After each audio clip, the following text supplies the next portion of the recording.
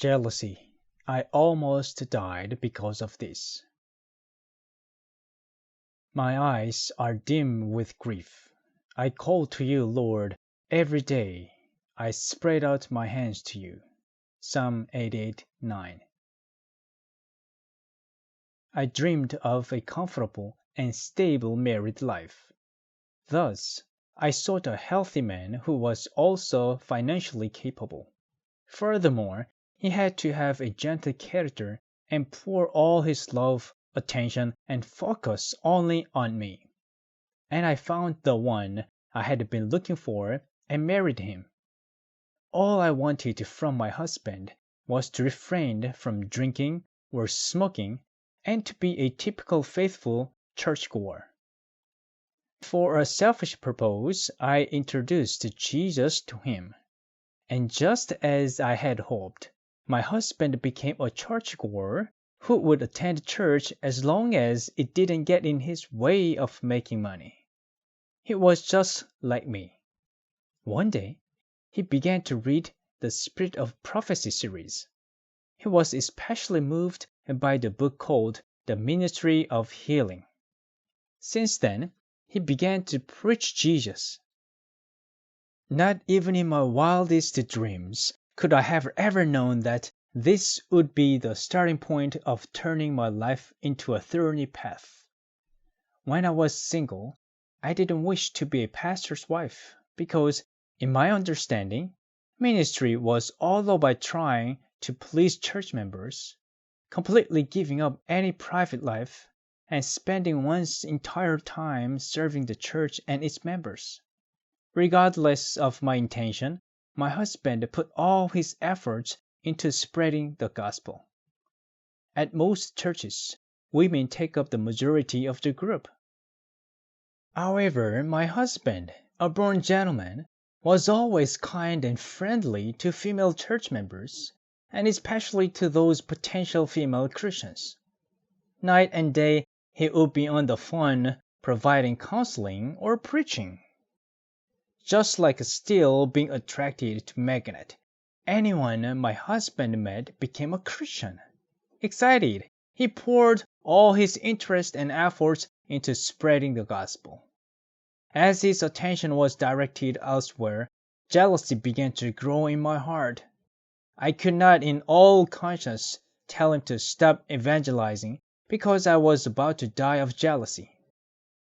While I couldn't stop him because of my pride and conscience, I became more worried and I began to feel sick inside. For a long time, I had to keep the painful struggle to myself without sharing it with anyone. When he noticed my inner struggle, he rather said to me, "I promise I haven't done a single thing that goes against my conscience. You are struggling because you are crude, superficial, and shallow-minded." My pride was awfully hurt, and I felt an ever so deep frustration. Truly, I didn't want to get jealous. That's why I was about to go crazy whenever the feeling of jealousy grew in my heart. I'd cry under my blanket. I'd go out in the wilderness where no one was around and cry out loud. One day, I thought I didn't want to continue such a way of life anymore. I made a firm decision to never quarrel with my husband because of jealousy again. I decided that I would not allow anything that might arouse jealousy into my thoughts or imaginations.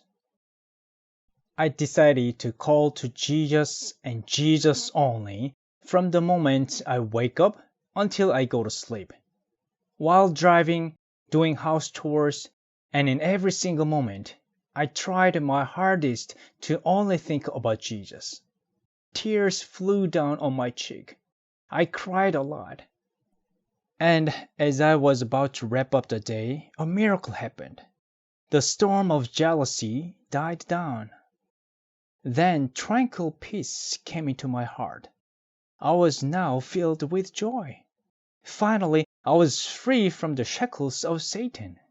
For the first time, I could feel the presence of heavenly peace embracing me. That's when a song began to resonate in my mind. Far away in the depths of my spirit tonight rolls a melody sweeter than psalm. In celestial-like strains it unceasingly falls o'er my soul like an infinite calm. Peace, peace, wonderful peace, coming down from the Father above. Sweep over my spirit forever, I pray, in fathomless billows of love. Ah, this must be the voice of Jesus. This song is his message for me. I will never be able to forget that moment, for that was another turning point of my life, from a thorny path to a beautiful flowery path.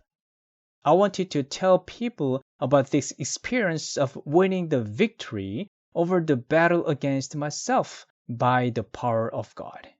How could I remain silent and keep such an amazing story to myself?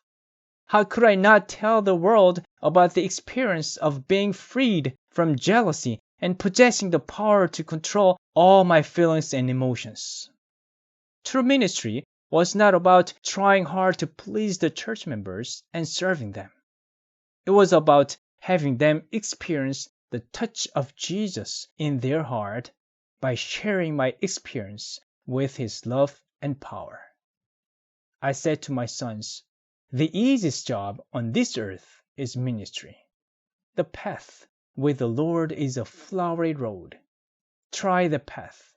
You will be surprised and thankful for how great it is.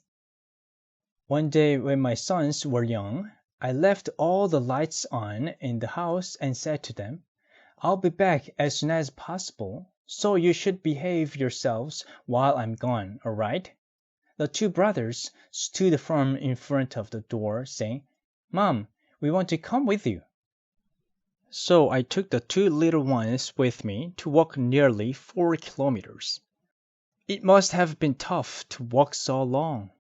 The younger one said, My legs hurt, but I should bear with it, because I'm a man.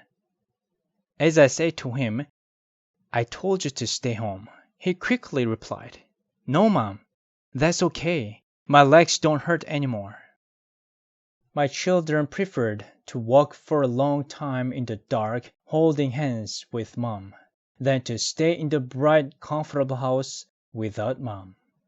I too would love to walk in the darkest valley, if I'm able to hold hands with the Lord, more than to be in the bright world without Jesus.